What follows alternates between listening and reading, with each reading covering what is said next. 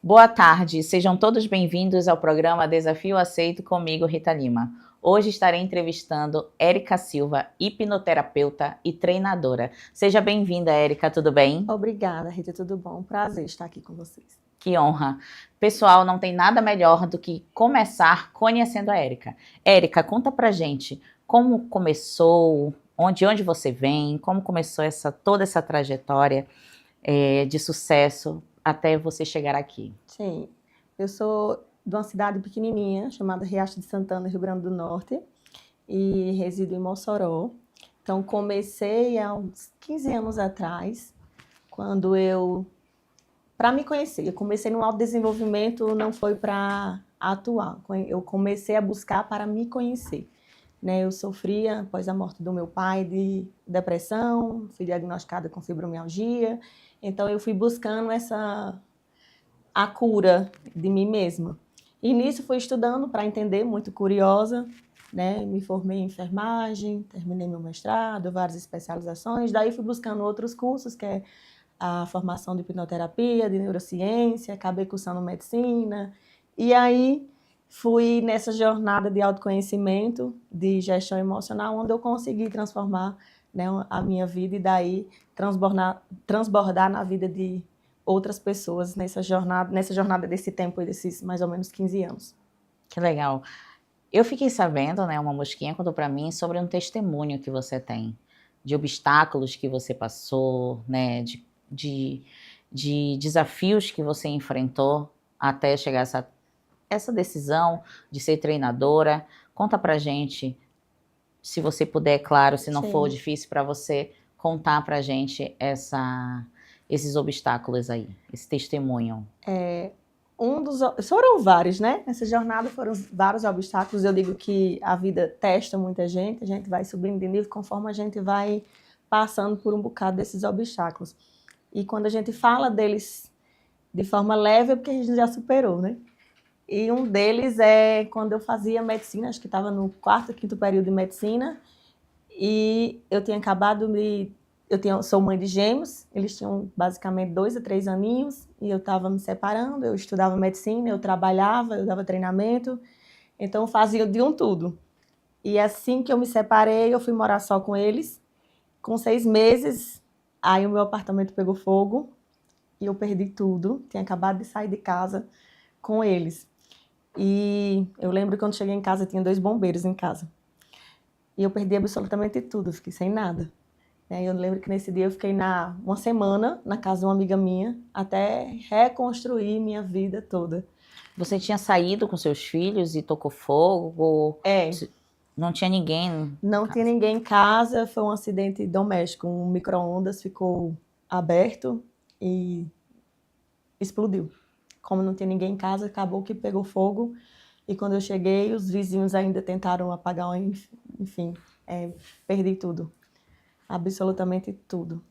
Saí só com a roupa do corpo, mas saí super grata. Eu lembro até que quando eu saí para casa dessa minha amiga, tava minha turma da medicina toda lá na sala, né? E eu tava tomando banho e estava cantando.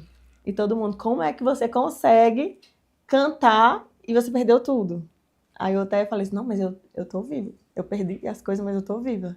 Porque eu só conseguia sentir gratidão, porque foi mais ou menos 20 a 30 minutos quando eu saí de casa com meus filhos. E se a gente tivesse lá, nós teríamos morrido, com certeza.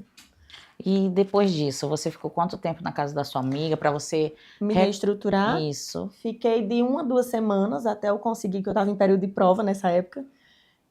Lembro que no outro dia eu já tinha uma prova e eu concluí esse período de prova. Foi quando eu comecei atrás de outro apartamento para comprar tudo de novo. Então, mais ou menos 2 semanas eu saí de casa novamente e fui me reconstruindo também. Mas quando você fazia faculdade, você trabalhava também? Eu trabalhava. Você fazia exatamente o que naquele tempo? Eu já era hipnoterapeuta, já fazia hipnoterapia, eu atendia em outra cidade. Então, eu saía 4 horas da manhã para atender em outra cidade, que é mais ou menos 2 horas de Mossoró. E atendia em Natal também. Então, a cada 15 dias eu saía e atendia em Mossoró. Então, eu atendia em 3 cidades, Mossoró, a cidade de Pau dos Ferros e atendia em Natal. E eu reservava alguns horários, né? Eu tinha um amigo meu na faculdade que falou, gente, eu posso perder tantas aulas, e eu vou cobrir essa disciplina, tu cobre outra e tu me passa quando eu não puder ficar. E assim eu fiz até basicamente o último período de faculdade. Trabalhava, estudava e cuidava das crianças. Mas quando você estava na faculdade, como é? Porque eu acredito que tem muitas mães do outro lado fazendo essa Sim. pergunta. Se eu tivesse aí do outro lado, né, pessoal, eu sem dúvidas faria essa pergunta. Como era que você dava conta de tudo isso? Com quem ficavam seus filhos? Para você, porque a gente sabe que quem faz faculdade de medicina, né, tem que ficar o dia todo ali, né, estudando, estudando, fazendo prática teórica e tudo mais. Então, conta um pouquinho. É uma pergunta que todo mundo ainda faz. Como é que você dá conta? Eu sempre respondi, eu não dou conta. E gêmeos ainda, né? Tudo na mesma idade. Então, pela manhã, eles estavam na escola. Então, quando eu saía, eu já deixava eles na escola. E quando eu saía da minha, eu pegava eles e deixava com o pai, que ficava com eles durante a tarde. E à noite eu pegava e muitas vezes eu levava para a faculdade. E eu ficava revezando. Então, quando eu ia no final de semana trabalhar, eu levava e deixava com minha mãe, que ela morava lá na cidade, para eu trabalhar, voltava, pegava. Ao meu dia, eu fazia atividade física, que é para poder aumentar minha energia. Então, eu nunca deixei de fazer. À noite, eles tinham jiu-jitsu, eu aproveitava e fazia também. Então, eu conseguia fazer de um tudo, sem peso. Menina, me conta essa vitamina. Que eu tô precisando. Né, pessoal? Mas, assim, à noite... Quando você levava... Não, à noite não, né? Mas quando você levava para faculdade? À noite, para faculdade. Então, quando você levava, eles ficavam onde? Do seu ladinho? Na sala. Estudando com você? Nossa, eles se comportavam? Muito, eles são super comportados. Que bom, né? Treinados. Tá vendo, mamães? Então, nada é impossível. Se você quer realizar um sonho, aí, ó. Uma história de superação. Inclusive, eu falo muito que, assim, filho não é um desafio, mas não pode ser um peso. Entendeu? Dizer assim, eu não faço isso por conta que eu tenho filhos. Eu não consigo ir para outra cidade porque eu não tenho filhos. Eu não consigo estudar porque eu tenho filho. Eu não consigo trabalhar. Isso gera um peso na criança. Como se fosse fosse um peso emocional mesmo, entendeu? Fosse uma pedra. E eu nunca deixei isso acontecer. E, na verdade, o segredo é uma energia, né? É energia. É energia. Então, assim, eles têm muita educação, assim, emocional. Tem mais gestão emocional do que muito adulto, inclusive. Então, eles sabem gerenciar bem as emoções deles. Eles são bem blogueirinhos. Inclusive, todo dia ele pega o celular e vai dar uma lição para alguém. Que legal, é o exemplo da mãe, né? Filhos refletem, né? Os pais. Agora, conta pra gente. Você se formou em medicina, mas segue hipnoterapia. Por quê? Eu me formei já em hipnoterapia bem antes. Sim. Em medicina, eu cursei aos 4 anos de faculdade. E eu tranquei no internato, faltando o último ano de internato, justamente porque era de manhã, de tarde e à noite. Aí eu tinha que optar. Sim. Entendeu? E mesmo eu já sabia que... Eu entrei em medicina querendo psiquiatria, porque é da área de saúde mental. Só que eu só vim cursar psiquiatria no 9º e no 10º período. Aí quando eu cursei, eu não gostei. Porque tem muito de só tratar sintomas, de medicação e paciente psiquiátrico. Aí eu vi que não tinha nada a ver, porque eu não gosto de paciente psiquiátrico, de tratar paciente psiquiátrico. Eu gosto de desenvolvimento humano, de dar treinamento, de tratar ansiedade, de depressão com desenvolvimento, não só com medicação ou paciente psiquiátrico, como esquizofrenia ou em surto. E a psiquiatria tem muito disso. Aí foi que não é isso que eu quero. Mas o que te encantou? A hipnoterapia, o resultado, ele é rápido, eficiente, seguro, super eficaz. Em uma sessão você consegue tratar ansiedade, dependência emocional, depressão, o que você leva anos em treinamento, fazendo treinamento em gestão, em psicoterapia convencionais, porque a gente acessa o subconsciente com a hipnose. E a hipnose não é a hipnose é só a ferramenta, ela não é a terapia, porque tem muita gente que confunde. A hipnose é só a ferramenta, é a forma como que você faz a terapia. Então, a gente tem um resultado extraordinário e rápido. Então, eu nunca levei, nesse tempo todo, mais do que 3 sessões. 1 ou 2 resolve. Legal. E, nesse caso, você já pegou algum paciente que você... Como é que eu posso explicar para você?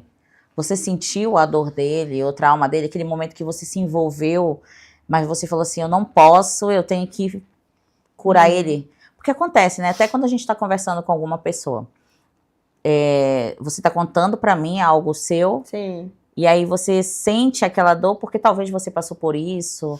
Você já sentiu isso Não. em alguma sessão? Não. Porque antes de praticar a hipnoterapia, eu fui a paciente e eu tratei todas as minhas demandas. Inclusive, quando você faz, você fica até um pouco fria, porque não lhe comove, não lhe dói. Então, o luto, por exemplo, eu perdi meu pai com 18 anos. Então, todo mundo que perdi o pai, eu senti aquela dor antes de fazer a hipnoterapia, né? Aí depois já não me dói mais. Inclusive, ontem eu fiz a hipnoterapia do meu irmão. E eu senti zero dor, zero remorso, zero dor. Não me comovo com a dor do outro. Mesmo sabendo que é o meu pai, a minha mãe, o meu outro irmão. Às vezes até entro na terapia, mas eu não... Por isso que eu só consigo ajudar o outro quando aquilo não me comove mais. Por exemplo, a pediatria. Eu nunca gostei de pediatria, porque eu tenho pena de criança, tenho dó de criança, eu não sei manejar criança, Eu também tenho vontade dó de de levar para criança casa. e idoso. Então, já idoso eu consigo, mas criança eu tenho dó. Aí como que eu vou ajudar alguém que eu tenho dó? Não consigo. Entende? Então, na hipnoterapia é de boa, eu nunca absorvi, nunca fiquei assim sem saber. E quantos anos você já está na hipnoterapia? Já tem quase 15 anos que eu estou na hipnoterapia. Então já atendeu vários. Muitos pacientes, muitos. Quem mais me ensinou? Meus pacientes. Nada como a prática. Legal, eu te pergunto isso porque eu queria entender se era só eu. Por exemplo, eu me formei também em psicanálise. Sim. E a gente vai aprendendo aquilo e a gente vai se tornando frio. Mas eu fiz psicanálise não para atender, Sim. mas para entender mais as pessoas do negócio empreendedorismo, né? A gente vai estudando um monte de coisa, poder de persuasão, a gente vai entendendo a mente, e por isso que eu fiz psicanálise, para entender um pouco mais. E eu acredito que a terapia também te ajuda nisso, né? Muito. Não só para atender cliente, mas também para o seu negócio. Muito, porque você aprende, inclusive com o erro do outro, as demandas emocionais. Então, eu trago muito para a minha vida. Eu sou aquela pessoa que eu realmente vivo o que eu prego. E eu aprendo muito, até para não cometer os mesmos erros. Então, tem muitas coisas em comuns, como mamãe, papai, a dependência emocional, a falta de permissão, a identidade, a religiosidade. Então, eu vou pegando, vou aprendendo e vou assimilando um com o outro. Nesse tempo, você vai aprendendo e você vê que serve para tudo. Negócios, porque você entende sobre você entende sobre os outros também. Fica mais fácil. E gerencia tudo, negócios, entender personalidade, características, por que o outro se comportou daquela forma, por que o outro respondeu daquela forma, por que ele fez o que ele fez, o que é que está por detrás daquele comportamento. Aí acaba que você está tão programada para isso, você consegue ler a pessoa, né? E já teve pessoas do meio de negócios que falam assim, nossa, eu acho que eu sou travado nos negócios ou na empresa por conta disso, eu preciso fazer uma sessão com você para eu descobrir, porque às vezes a pessoa ela não entende. Eu vou falar do meu caso. Antes de eu fazer psicanálise, foi estudando psicanálise que eu descobri a minha dor. Sim. E eu descobri como me curar, né? Porque eu perdi minha mãe com 11 anos, e aí eu vi meu pai arranjar outra mulher. Então, assim, o pai querido, que era o paizão, super-herói, que protegia, que tudo, contava historinha e tudo mais, eu vi se transformar depois da morte da minha mãe, depois de alguns meses, né? Porque ele não arranjou mulher depois que a minha mãe morreu, mas depois de um tempo. Então, quer dizer, a filha mais velha, querida, que eu me via, né? Querida e tudo mais, começou a ser, como eu me vi naquele tempo, um empecilho. Porque se a mulher falasse alguma coisa, briga com eles, alguma coisa, ele vinha e brigava, uma coisa que ele jamais fazia quando a nossa mãe era viva. Então aquilo foi criando uma dor em mim, que eu fui, sem perceber, que eu fui perceber agora, quer dizer, há uns 2 anos atrás, quando me formei, que eu criei uma autodefesa. E eu maltratava, lembra que eu contei pra vocês que eu era um homem da relação com o meu marido? Porque eu não permitia ele, sei lá, na minha cabeça era montar, ou me mandar, ou algo do tipo. Porque lembrava, associava o seu pai. Isso. E você não gostava daquela visão masculina. E aí eu acabei criando eu comecei a me proteger quando era criança. Então eu fui me protegendo, enfim. E quando eu me curei disso, foi quando eu dei a permissão do meu marido ser ele mesmo. Quando eu botei a permissão, então eu fiquei incomodada, foi um ano que eu fui, final do ano, para minha cidade, que é Belém no Pará, para pedir perdão pro meu pai. Porque o que eu aprendi? Que assim como ele me machucou, alguém machucou ele. Uhum. Então, às vezes, a gente tenta culpar as outras pessoas e a gente não entende a dor que a outra pessoa também passou. A gente não entende o porquê daquele comportamento. Do comportamento. E aí eu falei pro meu marido, tem certeza que eu quero? Eu tenho que virar o ano pedindo perdão pro meu pai. Porque senão eu não vou progredir com isso. Eu preciso eliminar a última cartada. Sim. Então eu preciso ir com meu pai, porque antes eu ignorava as ligações do meu pai. Eu fazia de tudo para evitar o meu pai, porque justamente eu falava, ele me magoou. Ele não foi meu pai quando precisou. Ele não foi isso, não sei o quê. Sim. Então eu ficava só culpando. Mas quem será que foi meu pai? Como foi a infância do meu pai? Como foi a criação do meu pai? Então, quer dizer, eu não fui descobrir isso. E eu acredito que é isso que se trata, né? Sim, e eu sempre uso uma frase que é: o problema nunca é o problema. Nunca. Há mais de 10 anos que eu falo essa frase: o problema nunca é o problema. Porque você até pode achar, é o pai, mas é a forma como você enxergava. Porque você hoje é uma adulta, mas existe uma criança interior que está lá. Então, existem várias versões da gente. Você aqui é uma pessoa, na sua casa que seu marido é outra pessoa, no trabalho é outra pessoa, né? Então, existem várias versões da gente. E existe uma versão machucada, uma versão que filho não olha para a vida, criança, na verdade, olha para os pais e não para a vida. E às vezes aquela criança cria aquela imagem de um pai perfeito, de uma mãe perfeita, porque para a criança os pais é a própria vida. Então, quando não encontra isso, não consegue olhar para a vida, porque fica ainda esperando o amor, a atenção, a permissão do pai e da mãe, porque ainda não construiu sua identidade. Sim. Né? Então, quando você entende e dá o direito dele ser imperfeito, e você também se dá o direito de ser imperfeito, você constrói a sua identidade, que é a sua e não dos teus pais. Não replica isso. E entender isso de forma consciente é um nível, mas entender isso a nível subconsciente é outro nível. Por quê? Porque a consciência só entende, mas o subconsciente, ele sente. Então, não é só entender, eu preciso sentir o que eu entendo. Por isso que é do coração, vem de coração, eu preciso me libertar, eu preciso sentir. Então, quando tu olha para o teu pai e tu ainda sente aquela angústia, aquela mágoa, é porque tu não perdoou, tu ainda não aceitou ele como ele é, imperfeito como ele é. Logo, você também não se perdoou. Você não se aceita como é. Aí vem as crises de identidade, quem eu sou. Aí fica um curso atrás do outro, uma terapia atrás do outro, e você ainda não encontra a sua identidade. É verdade. Por isso que quando eu falei, meu marido falou, mas pra que esse desespero? Eu falei, eu tô sentindo, eu preciso perdoar ele.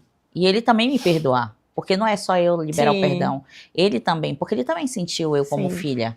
Né? Então, foi uma coisa bem emocionante, foi bem libertador pra mim. E quando você fala isso, será que você ainda sente mágoa? Eu não sinto. Muito pelo contrário, eu já olho ele com outros olhos, né? Com aquele olhar realmente cristão, que eu devo honrá-lo, né? Mesmo independente das imperfeições dele. Eu tenho que honrar, ouvir, escutar. Hoje ele me manda mensagem na hora, eu respondo. Hoje ele me liga, eu atendo. Isso, até ele muda. Quando você mudou, ele mudou também, né? Sim, aí ele já fica. Antigamente ele esquecia, não sei se ele esquecia ou tinha receio de me mandar parabéns, né? Então eu falava, esqueceu meu aniversário, só me liga para pedir dinheiro, não sei o quê. Então, quer dizer, ele me ligava no desespero. Eu comecei a olhar o ligar dele para pedir dinheiro, porque ele ligava no desespero, então ele precisa de mim. Por que será que ele não ligou antes? Será que ele sentia o mesmo bloqueio que eu estava sentindo? A culpa, né? Isso. A condenação, de se condenar também. Sim, aí eu percebi que realmente meu pai precisa se curar, mas ele precisa perceber isso, se curar, porque ele tem aquela carência, eu acho que vem de criança, por isso que ele não consegue ficar sem relacionamento, né? Depois da minha mãe, ele teve vários relacionamentos e não consegue ficar sozinho. Então, assim, eu acredito que ele precisa se curar, mas é também no tempo dele. A gente não pode forçar as pessoas como você tem. Os pacientes, eles vêm procurar você, né? Sim. Pra entender. E às vezes a gente só de trazer a consciência de que você tem uma dor para se curar, e como que eu identifico essa dor para se curar? É só olhar pro seu coração, o que você sente, aquela angústia, você tem aquela angústia, aquele peso no teu coração. Você tem alguém que você passou pela sua vida, que você, quando lembra, sente uma angústia, sente um peso, ou quando você acorda, em algum momento você tem aquele peso emocional, então a dor é a bússola, né? Sim. Então, se existe peso emocional, se existe angústia, se existe aquela dor no teu corpo, é bloqueio, é uma ferida aberta, precisa de cura. E a gente só cura olhando para essa dor. Sim. Só que o cérebro também, ele não foi feito para sentir dor, então a gente tende a fugir da dor. Né? A gente quer fugir da dor. Aí vem os relacionamentos. Vou colocar alguém para suprir essa necessidade. É Sim. como, por exemplo, teu pai. O problema não é só a morte da tua mãe, por exemplo, mas existe uma dor, um vazio. Aí preenche com uma mulher, preenche com uma bebida, preenche Não, com... e engraçado que analisando, né, eu também não conseguia ficar sozinha. Eu tive, o meu marido foi meu terceiro relacionamento e último, né, que eu pretendo ficar com ele até Sim. o fim da minha vida. Mas eu tive um relacionamento de 5 anos. Quando eu terminei, eu já, não durou nem 2 meses, já tive outro relacionamento. Então, quando eu terminei com o segundo, aí eu encontrei meu marido. E aí foi tudo rápido, eu com meu marido. A gente se conheceu, casou e até hoje. É, como a minha avó dizia, casamento dá certo quando casa rápido. Minha avó falava muito isso. Mas assim, eu tava seguindo esse ciclo. O padrão, né? É o padrão do que ele estava fazendo, sem eu perceber. E aí foi quando eu realmente perdoei que eu senti essa libertação, né? Mas isso é muito bom que você faz o seu trabalho, né? E tem como contar uma outra história? Claro que Sim. de algum paciente seu, que foi aquele caso que você falou assim, nossa, eu me senti muito orgulhosa de ter ajudado essa situação, de ter mudado, né? Porque eu acho que é isso que você sente, a realização da cura. Da cura. Tem vários, muitos, só que nenhum é igual, porque como... Mas um que impactou você mesmo. Que impactou, você falou assim. Eu acho que, na verdade, foi o paciente que mais me ensinou. Sim. Foi o que mais me ensinou no início da minha carreira. Que esse me marcou. Porque ele era bem de longe, de outra cidade, e ele veio, eu lembro que era uma sexta-feira, já à tarde, ele falou assim, doutora, pelo amor de Deus, me ajuda. Ele tem impotência sexual. Sim. E ele tinha seus 40 e poucos anos. E já tinha tentado de tudo. E ele já sabia que o problema não era o problema, ele já me seguia. E eu estava cansada nesse dia, eu não estava a fim de atender. Eu lembro até que eu falei assim, não, vamos amanhã, no outro dia, eu posso até te atender no sábado. Ele disse, mas eu não vou estar aqui, enfim. Atendi ele já um pouco cansada. Mas fui atender. E nesse dia, quando eu atendi, como eu digo, o problema não quer o problema, ele era uma criança que a mãe dele, ele não sabia quem era o pai dele, porque a mãe dele era uma prostituta. E a mãe dele atendia os clientes em casa e na frente dele. Então ele cansou de ver a mãe tendo relação sexual com vários homens. Então ele projetou um desejo pela mãe, um desejo sexual. Só que conscientemente não se deseja mãe. Sim. Então isso bloqueou ele na fase adulta. Porque toda mulher que ele tinha necessidade de ter prostitutas e enfim. E ele começou a não conseguir fazer relação sexual, né? Ele broxava, por quê? Porque vinha o desejo da mãe. Se não tivesse aquele padrão, ele não queria. E quando tinha, vinha a mãe. Só que consciente eu não posso desejar a minha mãe. Só que o subconsciente, ele não julga como certo e como verdade. O subconsciente, ele só sente. E foi assim que ele aprendeu, porque ele repetidamente ele viu aquilo e sentiu aquilo. Aí eu lembro que existia perdão, aí ele perdoava, mas nada acontecia. E eu já estava perdendo a paciência, porque eu disse, ele não está me ajudando, porque eu preciso que o paciente queira se ajudar, né? Aí nesse dia eu meio que julguei. Tipo assim, eu não entendi, porque foi logo no início. Perdoa tua mãe. Aí ele perdoava, mas não era isso. O desejo dele era ficar com a mãe. Só que eu que julguei. Tipo assim, não pode ficar com a mãe, não existe isso. Né? Você tem que perdoar, se liberar. Aí quando eu falei, então tá bom, fica aí com sua mãe. Que aí ele, no subconsciente dele, ele meio que realizou. Aí depois ele se sentiu culpado, depois ele se perdoou e resolveu. Mas ele tinha que Entendeu? Igual a outros pacientes que tinham o desejo de, às vezes, matar alguém, tinham a raiva de alguém. Então, vai lá, mata, é tudo imaginário. O seu subconsciente não entende o que é real do que é imaginário. Ele não julga como certo, como errado. E, assim, depois disso, foi o paciente que mais me ensinou. Depois disso, eu nunca mais julguei nada. Eu entendo que entender uma coisa, sentir é outra. E a forma com que você sente, ninguém fica no relacionamento apanhando porque quer. Como a gente às vezes julga, tá apanhando porque quer. Ninguém sofre, sente ansiedade e depressão porque quer. Ninguém fica com dependência emocional porque quer. Sim. Entende? Existe, a gente aprendeu a sentir isso. E às vezes é mais embaixo. Às vezes é mais profundo. Dá para tratar de forma consciente e se libertar? Dá, mas nem sempre. Às vezes tem que olhar mais para dentro, para essa dor. Então, eu lembro que foi o paciente que mais me ensinou. Depois disso, eu nunca mais olhei para terapia nenhuma da mesma forma. Foi logo no início. Foi um desafio para mim. Imagine tantas histórias que você escuta, hein? Que às vezes quando você ouviu isso, você deve ter ficado, como eu falei, impactada, né? Porque como que um filho deseja a mãe? Não quer. Ele quer porque quer ter relação com a mãe, né? Então não é normal. Mas para o subconsciente ele não julga como certo, como errado. Ele não julga. Então a forma com que ele entende é diferente da forma com que ele sente. Sim. E sentir é amoral, sentir é subconsciente. Por isso que às vezes você sofre e não é porque você quer. Você sente a angústia, sente a ansiedade, você quer trabalhar, você quer fazer mais dinheiro, você quer se relacionar, você encontra uma pessoa boa, você fala, eu reconheço aquela pessoa, mas eu sinto que eu não sou merecedora. Não é porque você quer. Aí acaba se sabotando. Não é, a sabotagem não é consciente. Existe uma raiz emocional. Por isso que o problema nunca é o problema. E a gente precisa ressignificar isso. Verdade. E o que você fala, assim, hoje tá tendo muitas reportagens, a última que foi impactante foi a melhor amiga, envenenar a amiga por inveja. O que você acredita que seja isso no subconsciente de uma pessoa? Não existe uma resposta única, né? Que Sim, cada pessoa interpreta de uma situação de várias maneiras. Porque o cérebro, ele tá para reagir. Eu posso lutar contra aquilo, eu posso me paralisar, eu posso fugir. Mas o que acontece normalmente, a inveja é a forma que a necessidade que você tem de ser amada, que você enxerga que o outro é amado, o outro é querido, o outro é aceito e eu não. Então, se tu é minha amiga e eu vejo que você é amada, é aceita, é querida, e eu só consigo ser tua amiga e ninguém me aceita, não sinto amada pelos outros, o problema não é você, mas eu enxergo isso em você, é um espelho, né? Então, acabo que eu transfiro para você. Por isso que o problema também não é os pais.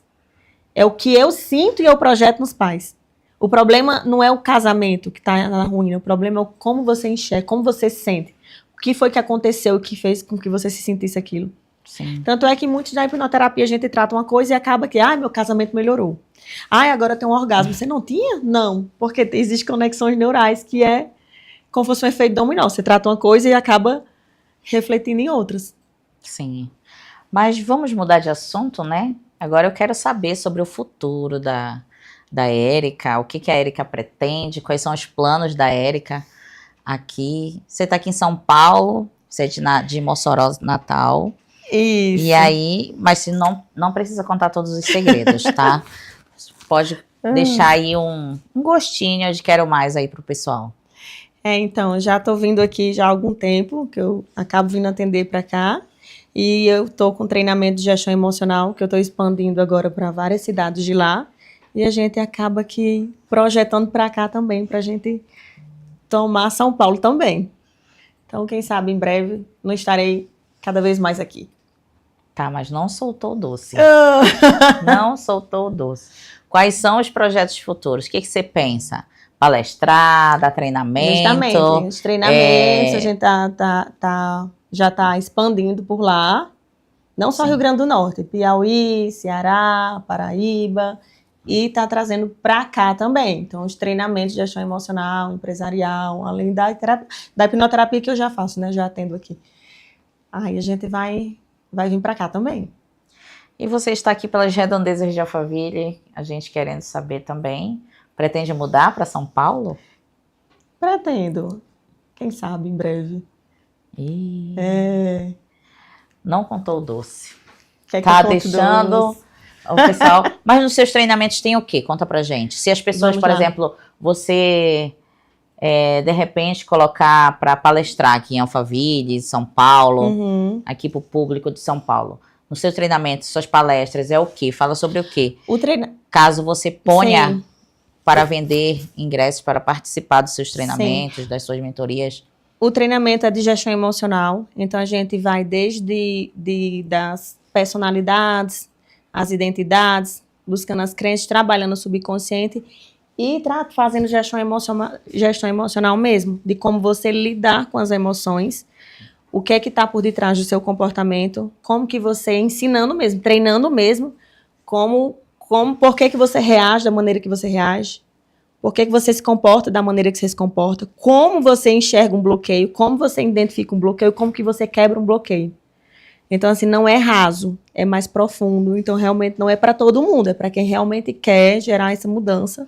Você faz um tipo de destravar na pessoa, é isso? Eu mostro o caminho de como ela pode se destravar. Mas quem pode se destravar é você.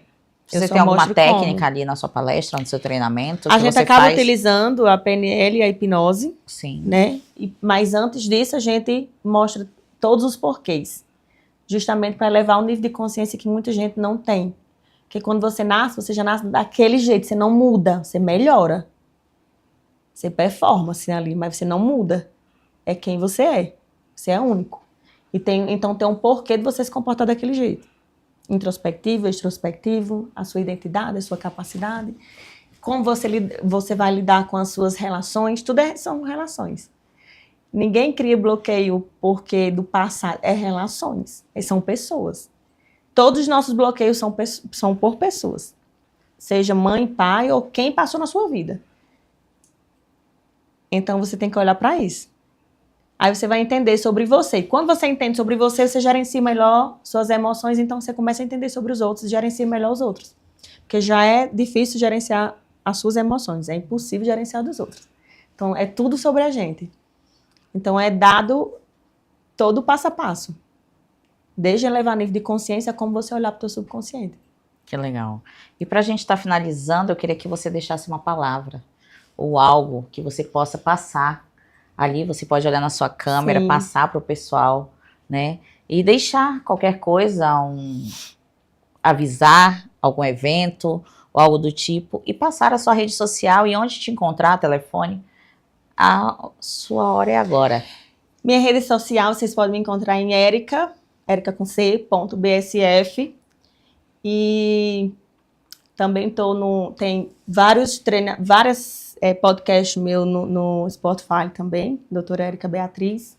Também sou conhecida como Érica Beatriz, Érica Silva. Em Mossoró, a gente vai estar nos treinamentos de gestão emocional 19 e 20 de julho. E todos os meses a gente vai estar divulgando, então na rede social é o melhor para vocês verem. E sobre a mensagem, eu acho que a gente tem que sempre olhar para a gente, sabe? Assim, acho que a conexão que você muito busca lá fora está dentro de você. Só que a única forma da gente enxergar isso é olhando para dentro. Como é que a gente olha para dentro? Para nossa espiritualidade, que não tem nada a ver com religiosidade, é nossa identidade. E a bússola é o que você sente, seja ela boa ou ruim. Então, escute mais suas emoções, sinta mais, porque vai levar ao caminho que você busca. E tá tudo sobre nós. E o autoconhecimento é vida. Quando você se conhece, você se liberta. E quem não se conhece, se trai o tempo todo. Érica, muito prazer você estar aqui comigo. Obrigado por ter topado o desafio, né, aqui no programa Desafio Aceito. Sem dúvidas, gostei bastante das suas dicas, do que você falou aqui, né? Eu acredito que até o pessoal lá fora, pessoas que talvez estejam aí, sentiram e sabem que estão bloqueadas e talvez possam procurar alguém, né? Ou até você, como a gente falou, sim, você deixou sua rede social para fazer uma consulta. Você faz consulta online também? Faço consulta online também. Legal. Então, eu queria agradecer a sua presença. Muito obrigada. Eu que agradeço. É uma honra estar com você. Adorei lhe conhecer. Que possamos nos encontrar mais vezes. O prazer é todo meu. Desejo que Deus abençoe sua vida, sua casa, sua família, seus filhos. E amém, que você tenha muito sucesso e prosperidade na sua vida. Na nossa. Amém. Obrigada, Rei. E ficamos por aqui, pessoal. Agradeço a presença de vocês, a audiência de vocês. Estaremos juntos na próxima segunda-feira. Que Deus abençoe a vida de vocês, a casa de vocês, a família de vocês. E até a próxima segunda. Tchau, tchau.